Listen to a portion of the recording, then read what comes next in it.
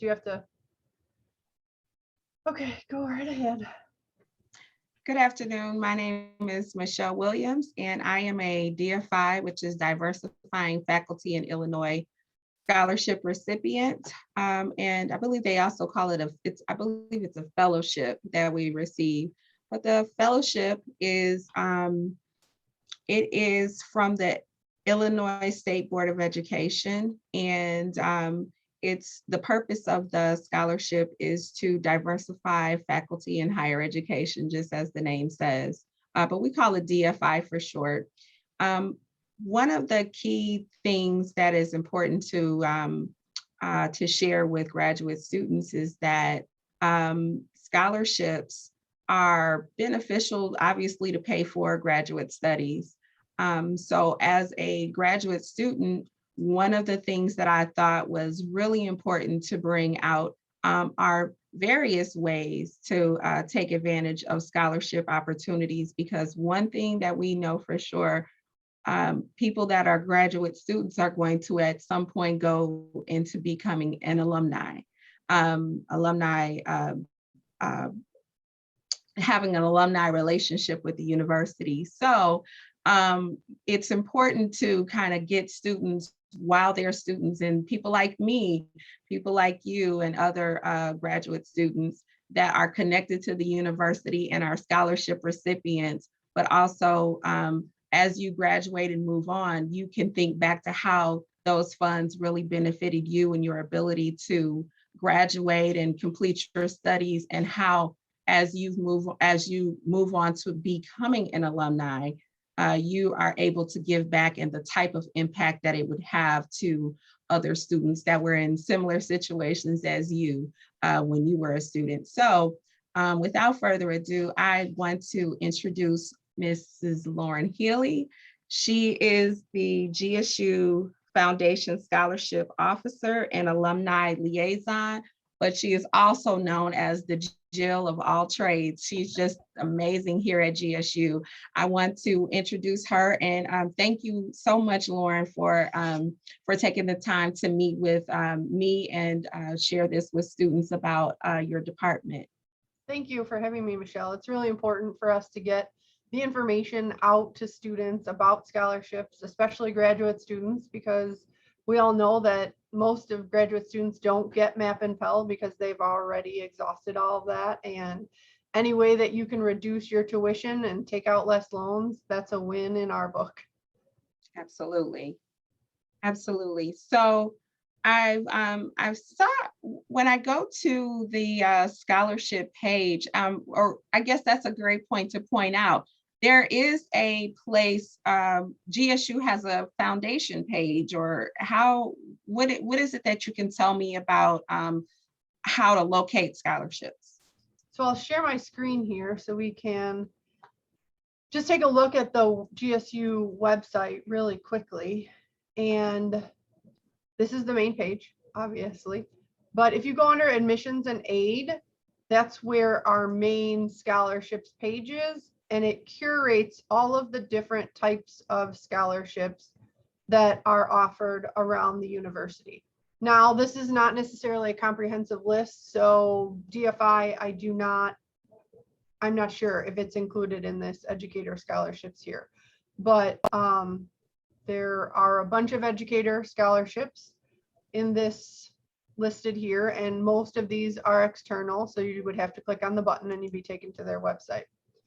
Now, check with your department, depending on what graduate program you are within, as some of the different departments and colleges have access to other scholarships that the Foundation Scholarships Office does not know about and that financial aid does not know about. All of the Governor State University Scholarship, Governor State University Foundation scholarships are now processed through this area here called Scholarship Universe. It's an online software system that we are really excited that we've implemented. And you log in with your GSU login. We are in between periods right now. So fall just ended and we closed it out, and I am working on opening up spring, but you would use that link once again. From the home page, you're going to go to admissions and aid, click on scholarships, and then it's that top box right there to get started. You can also probably just search Scholarship Universe and be directed straight to this page as well. Okay. So once you're there, you will have to log in with your GSU credentials right here.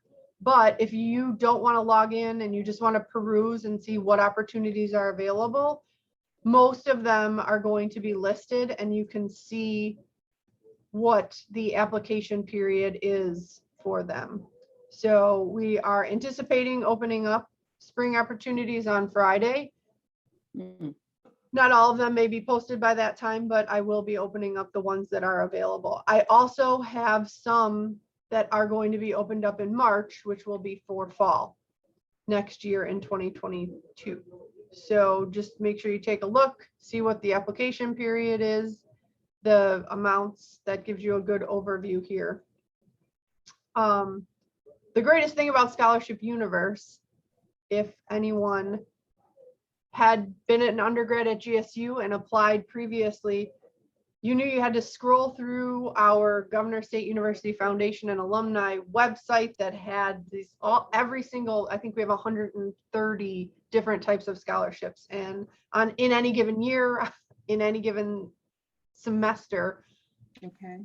5 to 75 or 100 would have been available, and some are posted under multiple colleges, some are just general and they don't have a major associated, but you had to scroll through and read all of the eligibility under each category to see whether or not you qualified for them.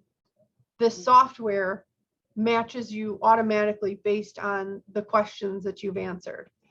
And so it saves time. Yes, it is slightly confusing, and it's a new way of thinking because we are used to the paper. I mean, we used to have applications that were this thick because people would submit one application to every scholarship, and number one, that wasted their time. They thought that was the easiest way to just be available to get whatever they qualified for, but it also wasted our time and killed trees and a whole bunch of stuff. So now the scholarship software is much more efficient. You only get matched to the ones that you qualify for and match to. You want to go in, create your profile now, answer questions. You should answer 50 to 100 questions.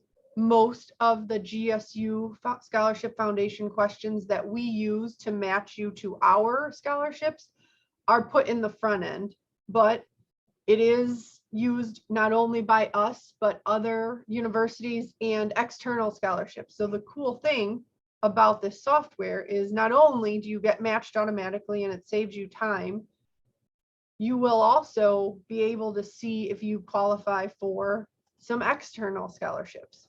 So you want to answer as many questions as possible. I'm going to switch over to screen share now and kind of give an overview of what it looks like when you get in there. Okay. They call it your Scholarship Universe, but your Oh, name wow. will be here. It shows you internally. This is the school scholarships you qualify for. So when they're saying school, it means Governor State, and then outside scholarships you qualify for. Very It's nice. great because you have a dashboard and it tells you right at the top here, you still have outstanding questions that may qualify for you for more opportunities. There is some information that is automatically populated through the student system, so you don't have to worry about answering those questions, but you'll want to go in and click on the questions. If you have never been in there before, you'll get different messages than I have, but it automatically brings up questions for you to tell about yourself. This one specifically says, are you a member of or participate in any of the following agricultural, rodeo, or equestrian organizations? I do not. So I'm going to click on NA, and then you scroll down to the bottom and you continue. And it just keeps taking you through a whole bunch of questions. And all of these questions, the individuals who put their scholarships into the software use matching criteria. Now GSU uses matching criteria, and you can see based on some of my answers, I qualify for a GSU Foundation scholarship here. So there's 3 of them that I qualify for. And I don't have any student data because I'm not a student. So I can go in and manipulate some of my, like my major, Okay. you know, my GPA and such, but that's not going to be manipulated by the student themselves. Okay. How you apply. I can't actually apply right now because they're not open, but you can see it's published and I matched to 3 of them. And the more we add, the more you'll match to. And one final thing before we walk away, you want to check these partial matches, because the partial matches will tell you, I've answered a lot of questions, so I don't have any partial matches for internal scholarships. But when you click on view, it will tell you what the questions are and what the answer needs to be and whether or not you've answered it. Very nice. So that's a quick and dirty overview of how you look for GSU Foundation scholarships to help you pay for school. And again, you can apply to as many external scholarships through here as you want. Let me ask 2 questions to clarify. Sure. So are you, from what I saw, are you saying that that we would be able to apply right from that screen? Yep. And since Wow. it's not open right now, I can't show you the application, but there's no more paper applications. Everything is done in the system. Wow. So you Thank apply God right for in there. You are taken through a series of questions that we need information on. Sometimes it's describe specifically your financial need. Sometimes it's request a letter of recommendation, and then all of our scholarships have an essay component. So definitely It's a lot start more early. simple. Right. Yes. So start early. Don't wait till the last minute, because you need to be able to request your letter of recommendation. I recommend that you see what the essay topic is, sign off, and take your essay topic to Word or whatever word processing software you use. Create your essay in there, review, edit, have someone else review and edit, and then submit. Because if you go in there at 10:58 on the day before the deadline, and you're required to get a letter of recommendation, and you're really quickly throwing some, I'm going to say slop in there, the likelihood that you're going to be scored lower is extremely high. And also, some donors get the essays shared with them along with your thank you note when you're approved to get the scholarship. So we want to present our students in the best light possible. And we all know that everyone procrastinates. I do it myself. However, the more donors we have and the happier they are, the more money we get, and so on and so forth. So the better presentation we can give our donors as to the types of submissions we're getting from our students, the more potential money we will also bring in. Okay, makes sense. I do have a question about the thank you letters, because we want to make sure that we show appreciation for being a recipient of the scholarship, because that's what's paying our way to be able to pretty much change our lives with our education. So do you all have a template or anything like that to share, and how would we get in touch with the people that are, or the organizations that are out, that would be our donors? So we take care of all of that for you within the system. Again, once you're awarded, it asks you to accept. There's some acceptance criteria that basically says, I understand that I have to maintain the eligibility, that my information will be shared with donors in an annual report. And then it takes you to the thank you note. We ask a couple of questions, a little bit about you, you know, tell us about what you do. What are your passions? Why did you choose your major?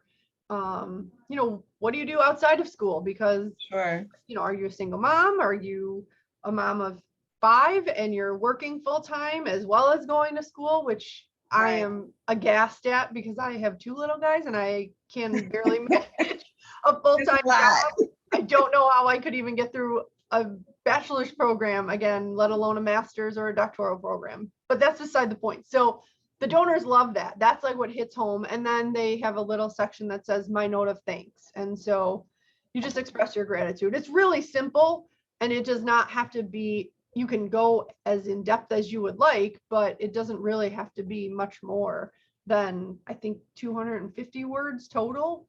So Okay.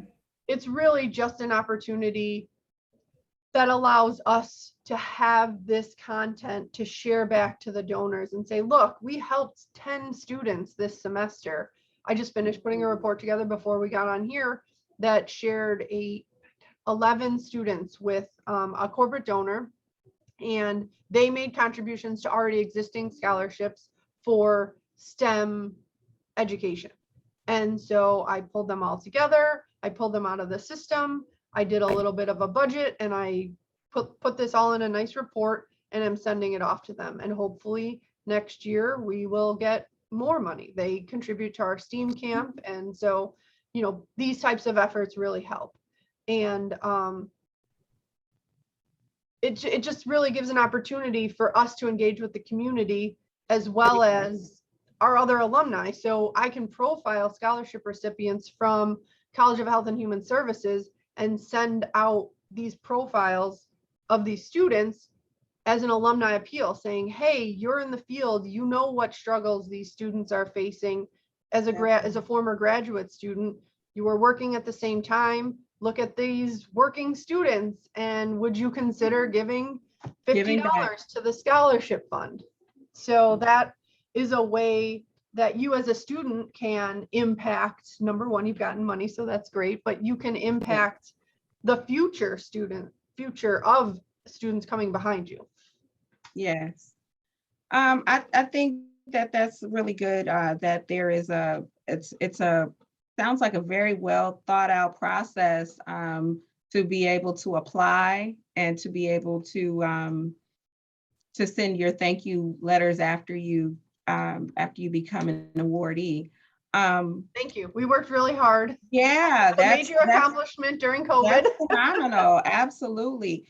But just to clarify, so when a person gets a scholarship, is that a part of financial aid at that point? Does that affect the financial aid dollars and the amount that's award? How does that work? So I work very closely with financial aid, and they're the ones who apply the scholarships. And we do our best to make sure that students have the full benefit of any financial aid that they were awarded. So, for example, I had a student who had some AIM High, Pell, and MAP, and everything was covered for this semester. So we will roll it over to next semester. Most foundation scholarships come with an agreement that we have had with our donors that say we will meet the needs, the educational needs of the student first, which applies to tuition and fees. So there are case-by-case bases where we do give cash refunds, but that's few and far between. And Matt and I are on the phone constantly for 2 months, just working through the awards and making sure that students can take extra classes if they need to. So if you have a graduate assistantship, your tuition is covered. So maybe your tuition is only covered for 6 credit hours, and that's what your graduate assistantship contract covers. You can take an additional class and the scholarships would cover that portion of it. Or maybe your financial aid only covers, like MAP and Pell, I believe, only covered during the fall and spring semester. So you can take additional classes during the summer using your GSU Foundation scholarships. I see. So the money would roll over. Right. But and things might be on a case by case or depending on, okay. But that is in general how it goes. Correct. We have a hierarchy that we follow, and then we try our best to fit everyone as much as possible into that because it's simpler, but then there's always a handful of cases. Well, money is a main component with how people are able to go to school, if they're able to go to school at all. And some people with different challenges, they might need to go to school full time. And so just knowing that certain things, rather than do other things with school and work, they might be able to go to school full time. They might be able, it might change the conditions of someone's life a lot sooner than later when you have your tuition paid for. So it all makes a difference. So thanks for clearing that up. One last thing, and I know we're kind of running on our time here, but prior to us recording, we had talked about time, talent, and treasure, and it just really the importance of being able to once you graduate from Governor State, and once we move on to becoming an alumni, you're kind of gone. So the time to make the connection with students to be able to give back and encourage them to give back is really while they're students. But can you clarify to the student body, graduate students, on the different ways? Is it all just money? Is money the only way, the only thing that you're trying to get from us? Or, once we graduate, what are some of the ways that as an alumni, we would be able to be involved after we graduate?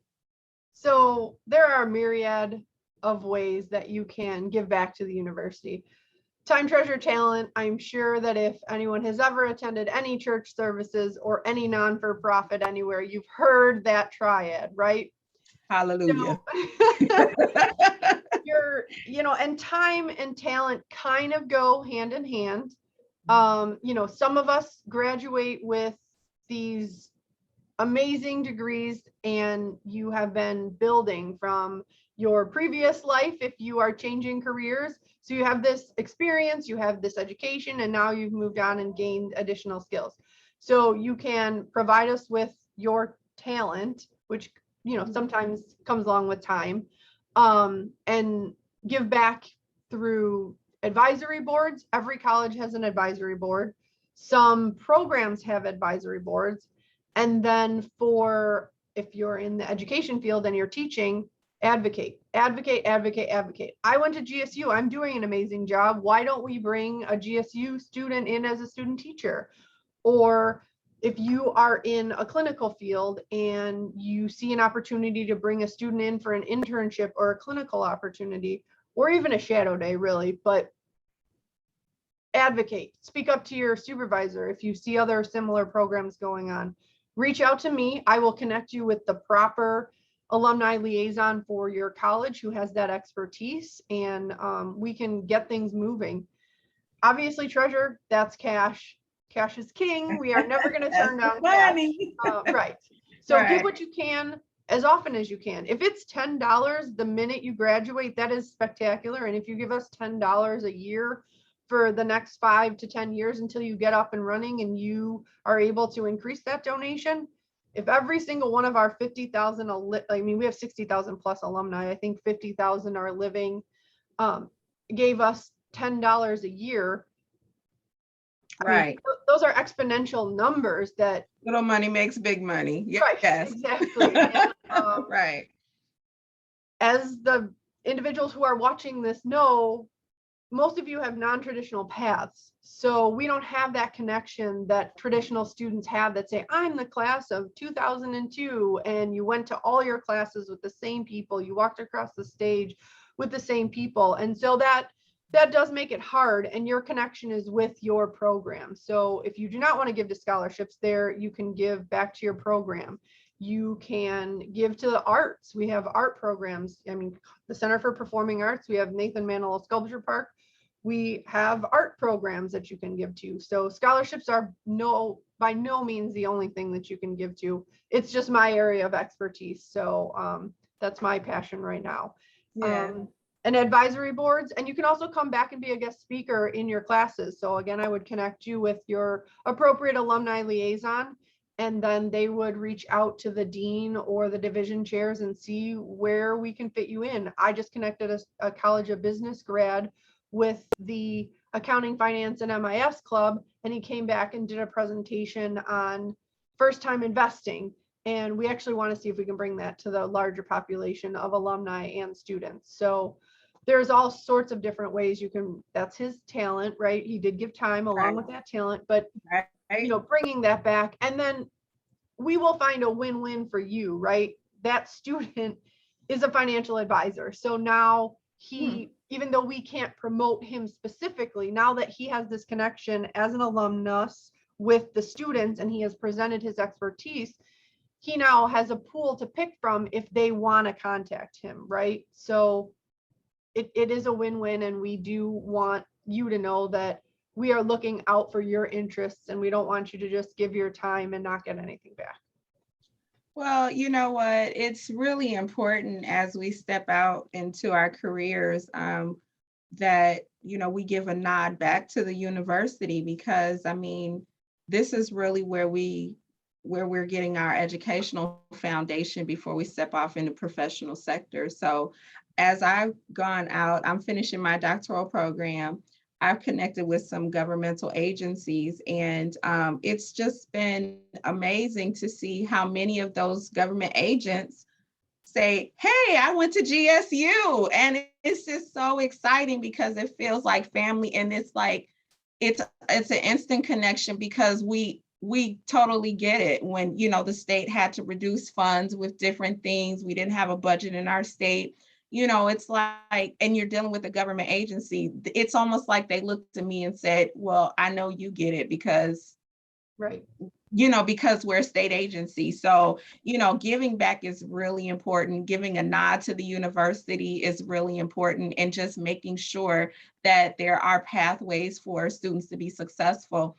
And even as people start to get huge success, where it's not just behind the scenes success, like one of my former classmates from my master's program, and I finished my master's at Governor State. He is starting to get some notoriety. His name is Jeremy, and he has this show that airs, I think, on television, Black People Eats or something. But he goes around to all of these soul food restaurants, and I think he was in the paper. He But created a company from it.